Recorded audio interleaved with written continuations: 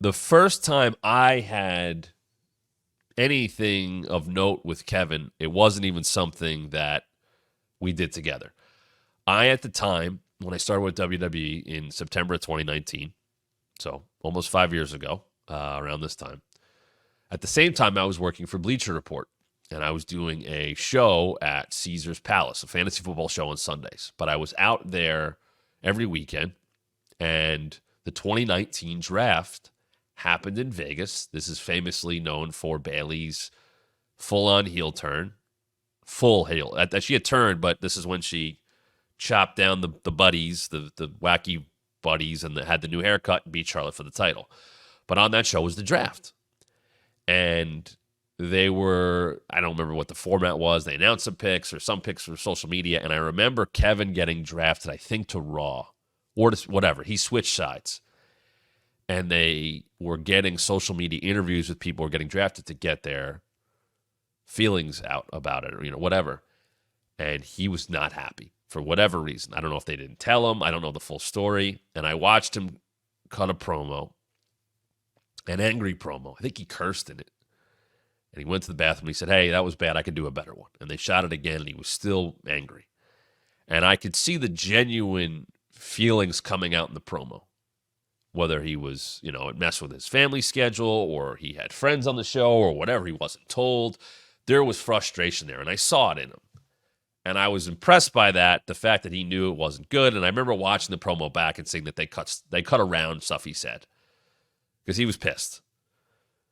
But that was my first TV I ever went to. You didn't see me on camera. The only thing that came from that is I shot a promo with Becky Lynch for like the second episode of The Bump ever, and she bumps into me, and I was like, she's going to be on. And Cesaro's on it, and he jumps in the mix.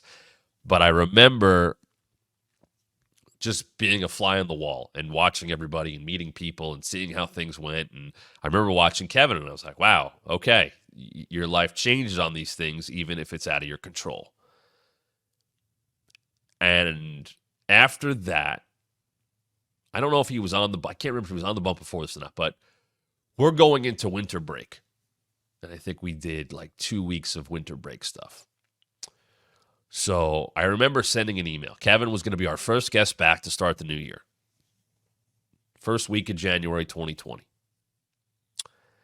And we had just done an episode with Ricochet, and we got a bounce house for him because he's Ricochet. He flies, he jumps, and all that. So we're just playing with it. Like we played with the bounce house with him before and after the show. That was just like, hey, do you just kind of have one of these to practice all your stuff? And when I knew we could do weird stuff like that, I remember I sent an email. I want to say it was like December 23rd or 24th, and I sent it to the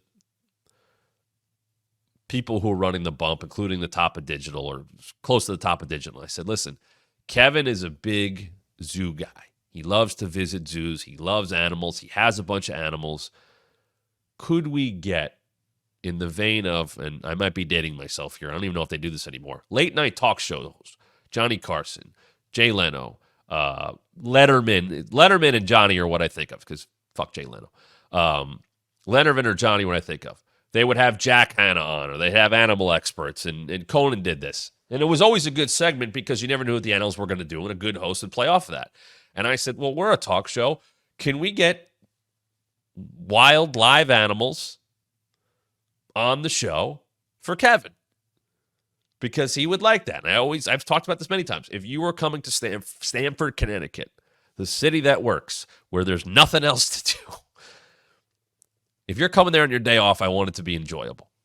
So the idea was liked, and it got into motion, and I find out we've contacted the Beardsley Zoo, a wonderful zoo here in the Connecticut area, and they would just like some promotion, but they're gonna bring in animals for Kevin. So I don't think we told them, and we did a regular interview. But there were zoo animals standing by. However, Tom, get ready with the pictures. Kevin was doing the KO at the show at the time, and I wanted him to transform I wanted this to be our cold open where he would do the KO show to start the show. He would take over the bump. And so he did. And his guest on that show, Dom, if you have the pictures, this would be a good time to post them. Kevin Owens interviewing while wearing a Parker and Martel shirt when everybody in NXT, that's an Everrise shirt. That's 2.0. That's Daddy Magic. That's Cool Hand Ange right there. That's his boys. If you look, do we have another one? If we don't have another one, Dom, that's okay. Is there one more of who you can really see on the pic? I don't know if I sent you the other one, but if it's just those two, that's fine. If there's only two, okay. Look who's interviewing. This was completely Kevin's idea to have a guest on the show. That is a man who's going to be wrestling at 0 Hour. That is Stokely Hathaway, then known as Malcolm Bivens, who Kevin was not that close with. So, Dom, if you go back to the first picture where he's just on the chair, I'd appreciate that. Kevin's doing a KO show where he FaceTimes Stokely and puts it right there, and that was his guest in the show. And if I've told the story a few times, I came up with the idea to do the Matt Damon, Jimmy Kimmel bit with Stokely, where he'd always try to get on the show, and we would always run out of time. So that got him on the bump, kind of, except no, he was on the KO show. So Kevin interviewed Stokely in the cold open. And as Pixel and Thoughts has said, Malcolm Bivens left to go return some videotapes. Never heard from him again. But I know Stokely he's very happy. And I'm happy that he's wrestling, by the way, at 0 Hour. But rest in peace to him, because he's going to have to deal with Ishii and Willow. We'll get to that, though. But Kevin, now we'll get to this.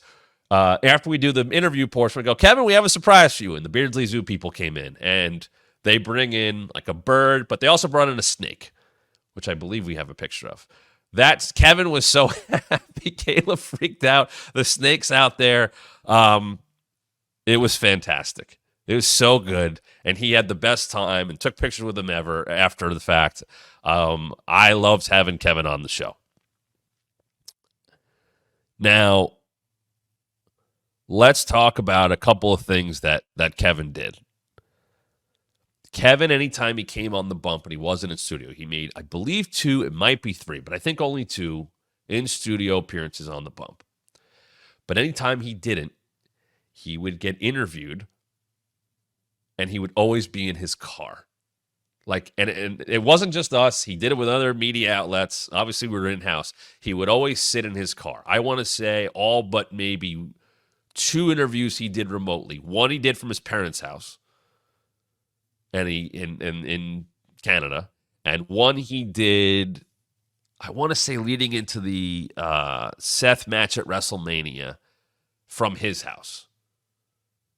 But otherwise, he would always be in his car because he was always doing something with his family. He'd be like, I got to go do this media. And admittedly, Kevin didn't always want to do this stuff, but not because he was being a dick, because he wanted to be with his family on his day off. But he was always great. Babyface heel no matter what it was. I always loved having Kevin on, and, I remember bringing up Gargano, and he's like, I'd like to wrestle Johnny Gargano someday. And Gargano was in NXT. And I would love Malcolm Bivens, Stokely Hathaway to manage him. And he knew I liked Stokely, and I thought that was cool that he shouted him out. And it ended up becoming a clip on its own. But the other time that Kevin came on in person was in Chicago. And I think we have a picture from behind the scenes of this where we sent a message to one of our friends, and it's a picture of us sending a message to someone who was in AEW, and I was like, hey, can we send this picture? Dom, if we don't have it, it's okay. I think I sent it to you, us on set, and we both give our friend the bird and send it off. And Kevin was cool like that. So Kevin knew, there it is. This is behind the scenes. Kale's getting rid of show, and we send our friend that picture. And Kevin was just like cool like that. And I will say this, I always got along great with Kevin.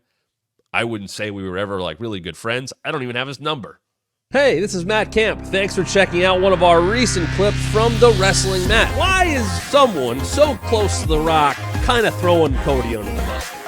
Yeah, a lot of people won't engage with Jim Cornette. I did, just because I have a mark for Jim Cornette. And Please subscribe right now. Hit the like and turn on notifications so you don't miss a thing. And I think you should listen to your TV partners. Let me tell you about WWE and a little insight. More subscribers means more content. And make sure you follow us on social media at WrestlingMat23 on both Twitter and Instagram.